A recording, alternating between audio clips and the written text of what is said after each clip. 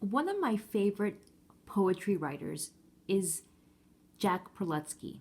He's a famous poet. He's written many, many, many poems and has published them in poetry anthologies, which is basically a book full of poems. Now, I happen to have one of his books home with me, so I figured I can share some of my favorite ones with you as well. Not only does Jack write silly poems full of hyperboles and metaphors and similes, all those different types of figurative language that you've learned in ELA, but he also loves to add rhyme to his poems. On the next few slides, we will look at and listen to where he puts rhyming words and how they help create the rhythm. Let's take a look at some poems in his book. In the first box, I only copy and pasted the first stanza of the poem, A Pizza the Size of the Sun. First, I will read it out loud, and then we will notice where he put rhyming words and how that helped change my voice. Now let's read together.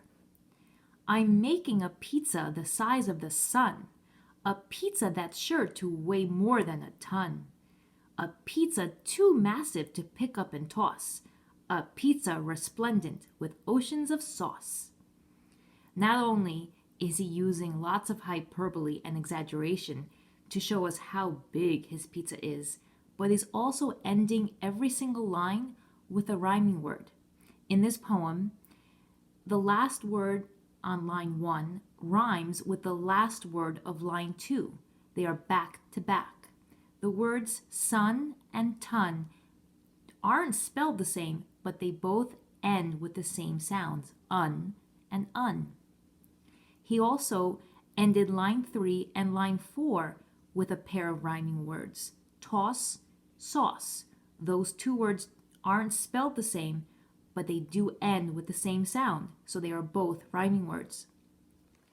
In another poem in his book called My Elephant is Different, he used two pairs of rhyming words in the first stanza, but they are not back to back, one underneath each other.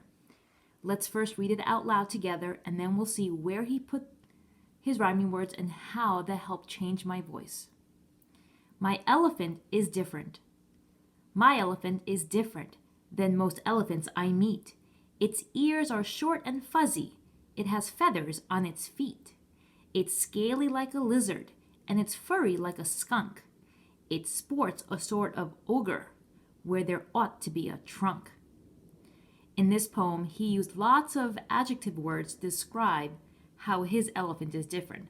Again, he's being very silly here. But he also did use rhyming words. There was no rhyming word in line 1 and 3, but in lines 2 and 4, he ended them with the words meat and feet. Those two words rhyme. In lines 6 and 8, we see the words skunk and trunk at the end of their lines. Those two words rhyme.